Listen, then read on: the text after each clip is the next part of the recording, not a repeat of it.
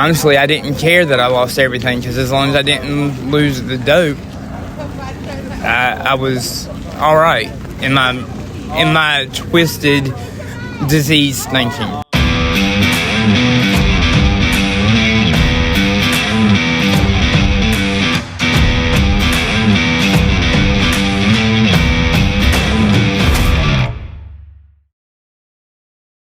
Hey, what's up, everyone? It's Jorge from Full Circle International. I'm here with my man, Kyle. We're going to hear a little bit about what's going on in his world. But first of all, I just want to thank everybody that's been tuning in and watching and showing love online and hearing people's stories and commenting.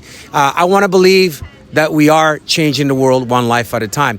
Kyle, now, we don't know each other that well. We're getting to know each other.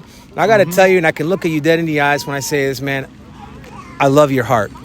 I appreciate that, man. And if nobody's told you yesterday, this month, or even this year, maybe your whole life, that you can do it, I'm here to tell you that you can do it. What can I do, Jorge? Well, I'm here to tell you. My name gets mispronounced a lot. So, but I'm here to tell you, Kyle, that you can overcome, man. Yeah. You can overcome whatever obstacles in front of you. Now, Kyle, are you out here in the streets? At the moment, yes, I am. I've been staying at the emergency cold weather shelter at Place of Grace. Cool. So, well, I'm glad that Place of Grace and Richmond County Rescue Mission has been able to be a source of shelter for you, especially in these cold weather months. And so a little bit about, and so I was kind of telling you about the vision, and I would love to later on sit down with you and have more of a, chop it up and have a more in-depth conversation. But in a nutshell, how does Kyle end up in the streets? It started with, I had a good normal life. Grew up in church. My family was very active in the church. I got around some friends that peer pressured me into partying and trying some drugs, and I became hooked on those drugs, and has struggled with addiction for the past 13, 14 years, all because of a friend peer pressuring me into trying something. And I was able to maintain for the first 5-6 years, still have a house and still maintain a job. But after a while, my addiction got the best of me, and I lost everything. And honestly, I didn't care that I lost everything, because as long as I didn't lose the dope, I was all right in my twisted disease thinking, I got to tell you, man, what you just shared is powerful. I want you to believe that right there, that first of all, you agreeing to talk to me today is powerful, and that whoever's watching, we may never hear. You may never get approached in the streets and say, "Hey, Kyle, I saw you, and you changed my life." It's okay. We don't need to know that, but just know and hear, have faith that this has to be impacting someone today watching, right? What he just said, you said a lot. You talked about peer pressure. You talked about really having a decent family, a good family, losing it all. And you talked about how dope just grabs you by the leg or by the toe and just spins you around. I've been there, and I think it's real transparent. It's real vulnerable of you to have the courage today and share about that. So, right now, what are your next steps? So currently, last month I had a bunch of health issues. I was in the hospital. We took you to detox too, right? If I'm not mistaken. You took me to detox due to some of the miscommunication. Myself and the young lady that went with me, we didn't stay at that detox.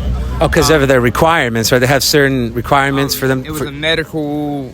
They weren't a medical facility, and we required a medical facility. But anywho, on November the 6th, I ended up having to go to the hospital for some health issues. I had to have surgery.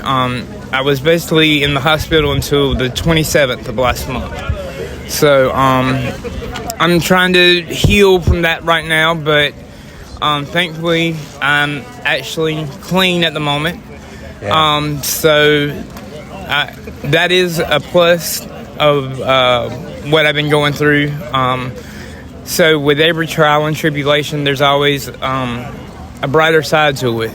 So, Man, listen, I'm blown away because I know when I was in my addiction, everything was impending doom.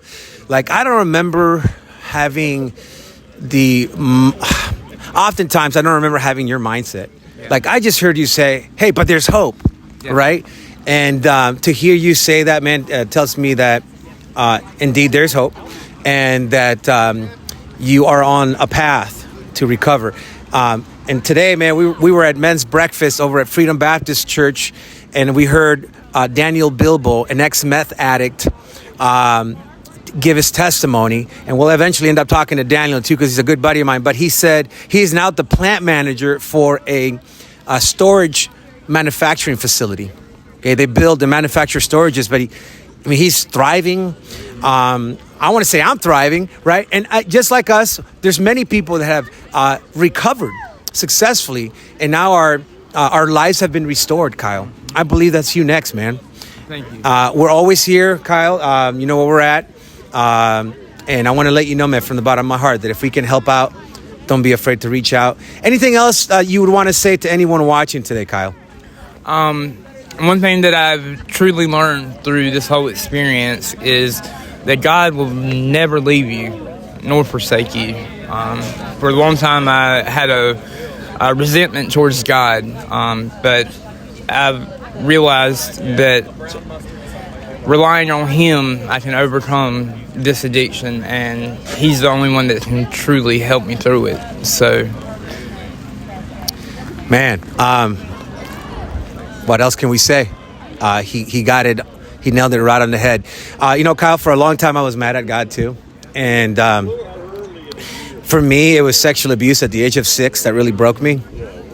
Like, it shattered my soul. And I spent the majority of my adult years, up until recently, really pointing the finger at him and blaming my unhinged, unbridled way of living, my disorder, on him. This is your fault.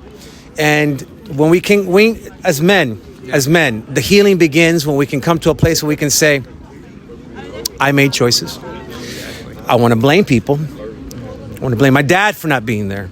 I want to blame the man that did this to me. Heck, I want to blame the cat.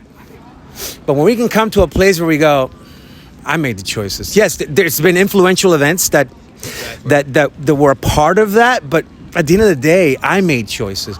And when we as men can come to that place of admission, man, quit playing the victim. Man, healing can begin to take place. Yeah. I'm excited to keep talking to you. Right now, what we're looking to do is start a more intimate or do a more intimate podcast setting where we can talk to people like Kyle, but in an intimate setting, an intimate atmosphere where we can go deeper. We can go more into, where I can say, Kyle, what broke you, man? Yeah. And maybe Kyle will tell us. I hope we can. But for that, we are requiring some equipment. We're requiring some microphones. We're requiring a couple of cameras. Right now, as you can see, we're doing it with my phone.